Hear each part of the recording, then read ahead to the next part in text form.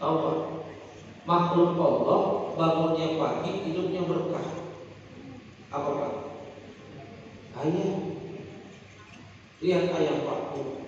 Ayam jam 2, jam 3 sudah berkokok, hidupnya berkah. Berkahnya di mana? Lihat ayam. Setiap hari ayam dipotong ada di warteg.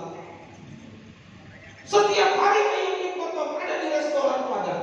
Setiap hari ayam dipotong ada di Kentucky Fried Chicken, ada di Oka Bento, ada di California Fried Chicken, ada di McDonald. Setiap hari ayam dipotong, ayam gak habis. Kenapa? Hidupnya berkah. Maka kalau kita mau hidup berkah, kata Rasulullah, ketika Rasulullah berdoa kepada Allah, ya Allah berkati umatku di waktu pagi. Maka keluar bulan Ramadan, bangun pagi. Satu. Yang kedua, Ramadan mengajarkan kita, mendidik kita, melatih kita untuk apa? Untuk rajin sholat berjamaah ke masjid. Tahu dari mana? Lihat tuh bulan Ramadan. Itu yang namanya bulan Ramadan itu. Itu masjid, musola, surau, langgar penuh sampai keluar. Makanya saya paling senang Pak, kalau bulan Ramadan itu lihat sholat subuh hari pertama. Itu sholat subuh hari pertama, masjid, musola, surau, langgar penuh sampai keluar hari pertama. Nanti masuk hari ke-27, shopnya mengalami kemajuan yang sangat besar. Shopnya maju, tinggal 2 shop. Nanti keluar bulan Ramadan yang paling banyak sholat subuh di masjid siapa? Aki-aki. Karena yang paling banyak sholat subuh di masjid aki-aki, mau nggak mau yang azan aki-aki. Aki-aki kan berupa azan subuh sama azan zuhur beda. Akhirnya dia azan hayya 'alal falah, Allahu akbar, as-sholatu khairun minan naum. Azan subuh ada nya.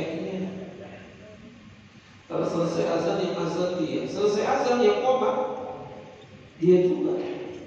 Selesai qomat yang jadi imam dia juga. Selesai jadi imam yang gulung karpet dia juga. Anak muda lewat depan masjid teriak, "Woi, borongan nih." Tadi bilang borongan.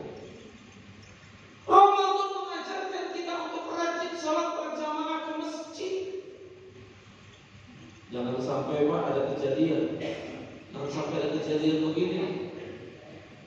Karena jarang-jarang ada orang sholat ke masjid, apalagi di Jakarta ini. Kadang-kadang ada beberapa masjid, ada beberapa musola, itu imamnya cuma 1. Udah 1, imamnya sepuh lagi, nggak ada cadangannya. Pas mau sholat tarawih, imamnya sakit perut. Itu pengurus masjid bingung. Lah ini bagaimana ceritanya ini? Imam kita sakit perut. Akhirnya pengurus rapat mendadak. Bagaimana ini bapak-bapak, imam kita sakit perut, gak ada yang bisa jadi imam. Akhirnya itu pengurus masjid bilang, sudah Pak, begini saja. Karena gak ada yang bisa jadi imam, kita umumkan saja ke jamaah malam hari ini sholat tarawih kita liburkan.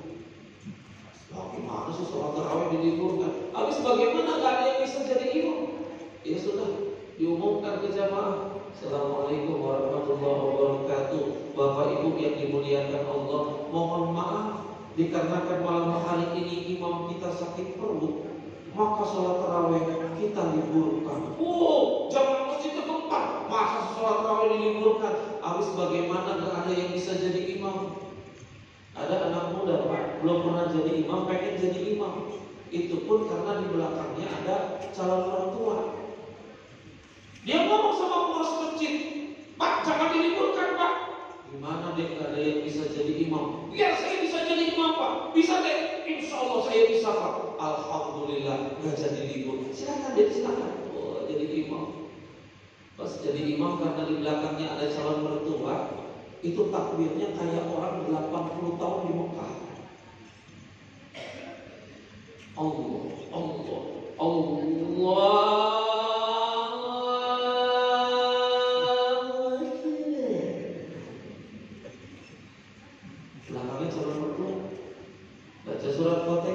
Bismillahirrahmanirrahim. Alhamdulillahi rabbil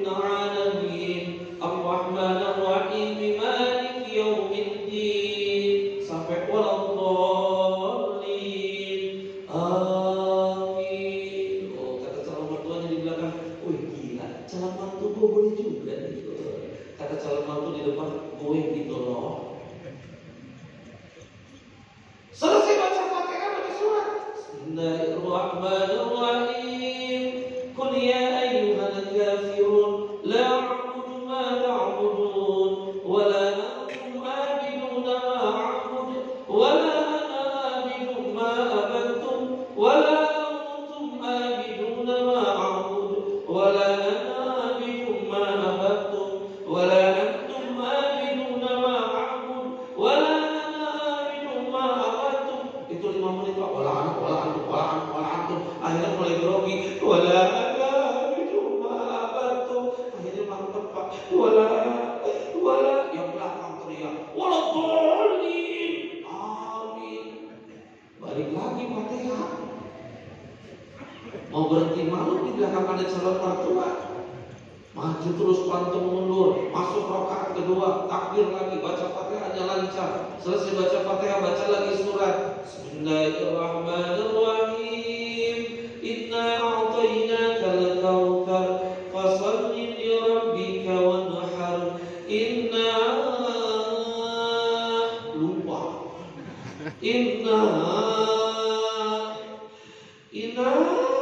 Lupa ini apa? Tapi dia ingat dari rumah mau ke masjid ada bendera kuning.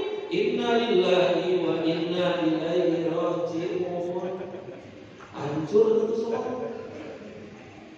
Ramadan mengajarkan kita untuk rajin sholat berjamaah ke masjid.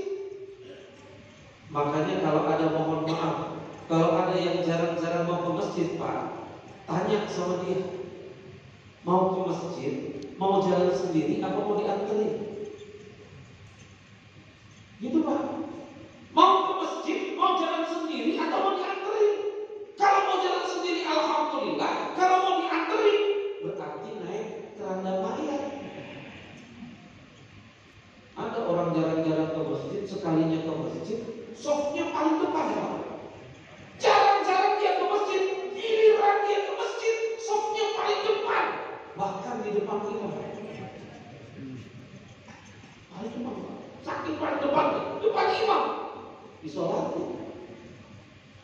Makanya ayolah, Ramadan ini mengajarkan kita, mendidik kita, melatih kita untuk rajin sholat berjamaah ke masjid. Terus yang ketiga, Ramadan mengajarkan kita, mendidik kita, melatih kita untuk rajin bersedekah, rajin infak dan sedekah. Tahu dari mana? Ya bulan Ramadan. Saya tuh mohon maaf Bapak Ibu, saya paling senang lihat kotak amal tuh bulan puasa. Kenapa? Kotak amal di bulan puasa jalannya pelan-pelan. Biasanya kalau bapak-bapak, ibu-ibu, remaja putra, remaja putri kalau mau sholat tarawih ke masjid minimal sudah ngantongin uang. Ada yang ngantongin 100.000, ada yang ngantongin 50.000, ada yang ngantongin 5.000, ada yang ngantongin 2.000. Tujuannya buat apa? Nanti sholat tarawih biasanya kotak amal lewat. Makanya saya paling senang lihat kotak amal bulan puasa Pak. Kenapa? Jalannya pelan-pelan. Lewat 1 orang masukin 5.000, lewat lagi 2 orang masukin 10.000, lewat lagi 3 orang masukin 5.000. Di bulan Ramadan kotak amal jalannya pelan-pelan. Tapi coba lihat Pak Bu, di luar bulan Ramadan itu yang namanya kotak amal jalannya lancar. Dari pojok ke pojok berhenti, sek. Sekali berhenti di pojokan, rotak cepet. Dibuka mau pengurus masjid dilihat, lah hitam, dicium bekas kerokan. Ramadan mengajarkan kita infak dan sedekah. Orang yang berbagi, orang yang berinfak, kata Rasulullah, hartanya bal yasdad. Sampai 3 kali Nabi menyatakan begitu. Orang yang mau sedekah, orang yang infak sedekah, itu hartanya bertambah, kata Rasulullah. Bukan malah berkurang, tapi malah bertambah. Makanya kita hidup di dunia ini Bapak Ibu, jangan jadi orang pelit.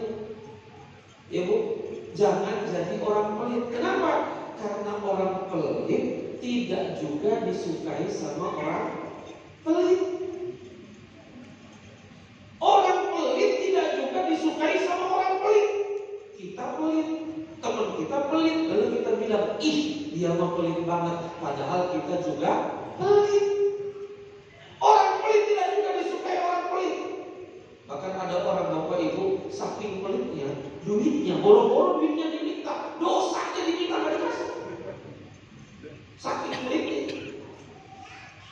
Maka Ramadan mengajarkan kita untuk apa? Untuk rajin infak dan sedekah. Yakin bapak ibu, ketika kita bersedekah di jalan Allah, yakin pasti Allah akan ganti yang lebih dari apa yang kita keluarkan di jalan Allah. Cuma kadang-kadang ada perasaan di dalam hati kita, apa iya Allah bakal ganti. Kalau bapak ibu belum memaksakan untuk sedekah, kalau bapak ibu belum membiasakan untuk sedekah, nggak akan dibuktikan sama Allah itu nikmatnya orang sedekah. Tapi kalau bapak ibu mau memaksakan diri untuk sedekah, nanti Allah akan tunjukkan nikmatnya bersedekah buat orang-orang yang senantiasa bersedekah. Saya punya pengalaman pribadi bapak ibu. Ini bukan dalam rangka riya, bukan dalam rangka pamer. Dalam Al-Quran Allah katakan fa'amma binikmati rabbika fahaddis. Nikmat dari Tuhanmu suruh ceritakan. Jadi ceritanya, saya masih ingat tanggal 1 Juli 2006 di rumah saya itu ada masjid yang mau dibongkar total. Tanggal 1 Juli warganya diajak untuk kerja bakti, ngecor fondasi dari awal. Saya ikut ngecor fondasi, angkat cor-coran, adukan, masukin ke lubang itu. Dari pagi sekitar jam 7 sampai jam 11. Sudah selesai jam 11, karena sudah mau zuhur, berhenti kerja bakti. Saya tanya sama pengurus panitia pembangunan, Pak, pasir sekarang berapa satu ton? Waktu itu dia bilang 135.000. Saya bilang, tolong dong pesenin 2 ton. Dia pesenin 2 ton, datang 2 ton. Saya kasih uang 300.000, berarti ada kembali 30.000. Saya bilang kembalinya masukkan dalam uang kas pembangunan saja. Tanggal 1 Juli.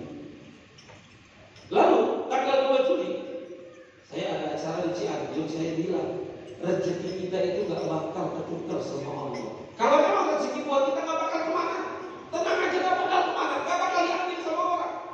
Tanggal 2. Lalu tanggal 3 saya balik lagi. Saya tugas di Al-Azhar, lagi di kantin. Jam 9 lagi di kantin, lagi duduk. Pengurus Yayasan Al-Azhar telepon. Assalamualaikum Pak Hari. Waalaikumsalam Pak. Mohon maaf Pak Hari, mau nanya, Pak Hari sudah pernah umroh? Sudah Pak. Tahun berapa? 2003. Oh 2003. Oh iya sudah. Makasih. Tutup telepon. Selang beberapa menit itu datang lagi telepon dari pengurus yayasan yang lain. Dia bilang apa? Assalamualaikum Pak Hari. Waalaikumsalam. Pak Hari sudah pernah umroh? Sudah Pak. Tahun berapa? 2003. Masih punya paspor nggak? Saya tanya, ada apa ya Pak?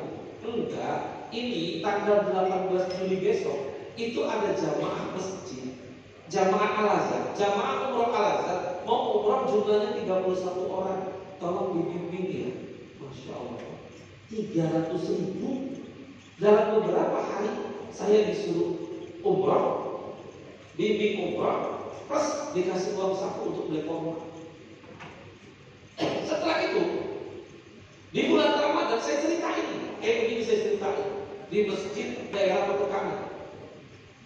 Setelah itu pengurusnya, setelah saya ceramah, pengurusnya dia bilang apa? Iya, sedekah itu luar biasa. Saya tanya kenapa Ustaz? Kemarin ketika awal Ramadan ada ibu-ibu datang ke saya.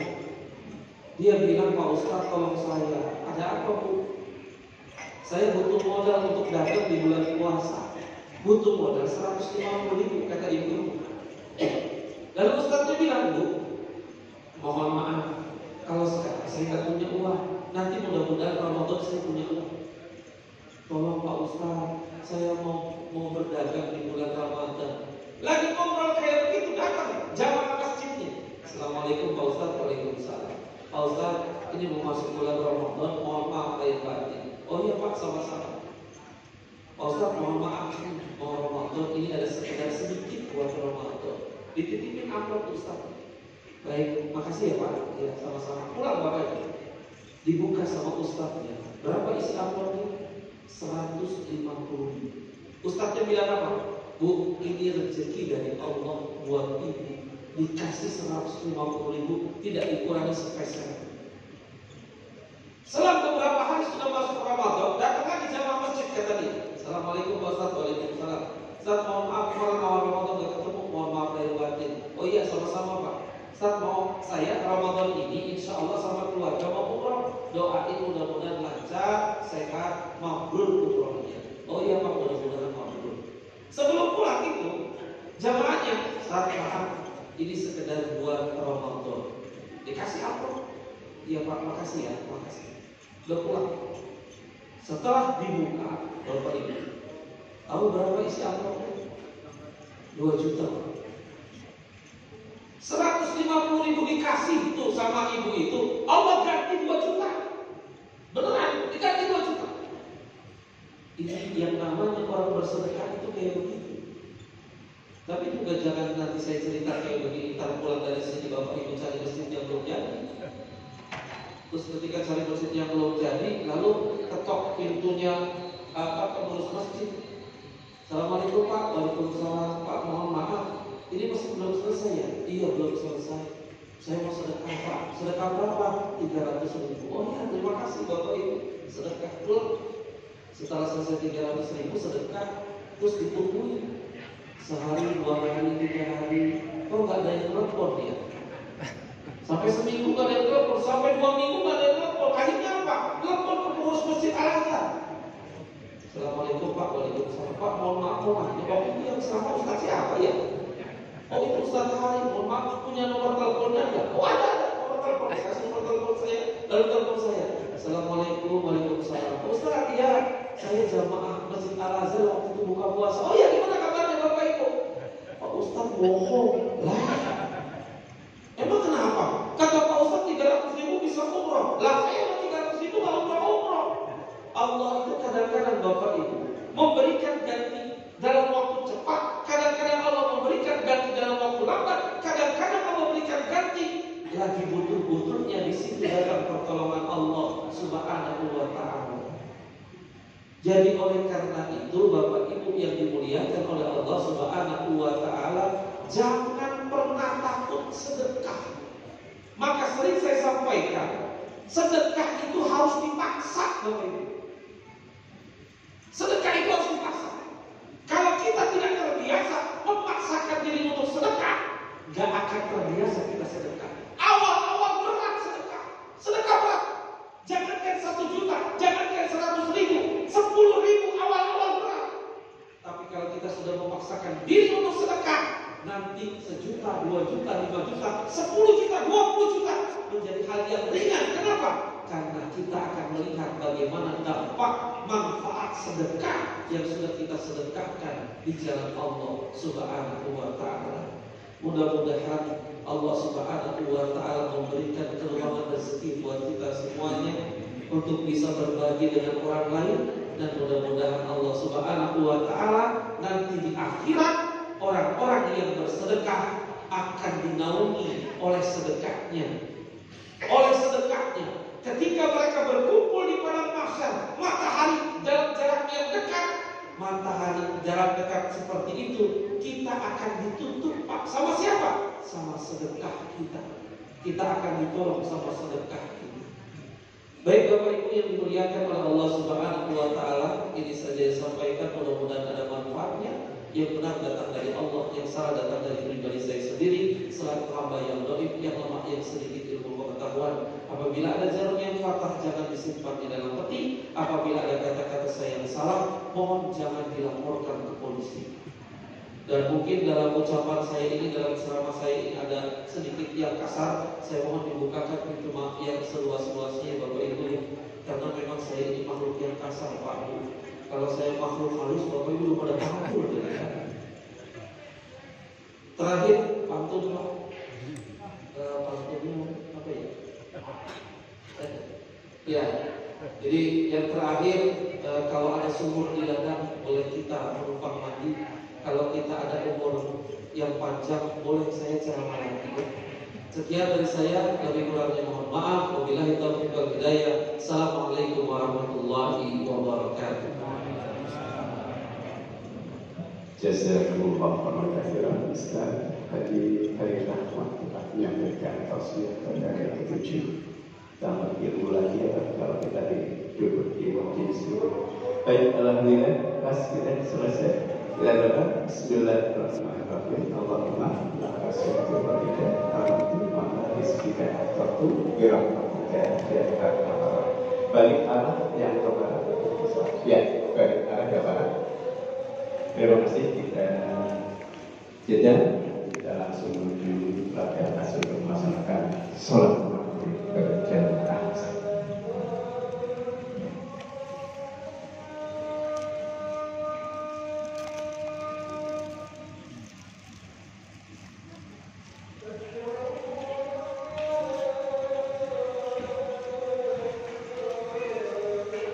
Suasana buka puasa bersama.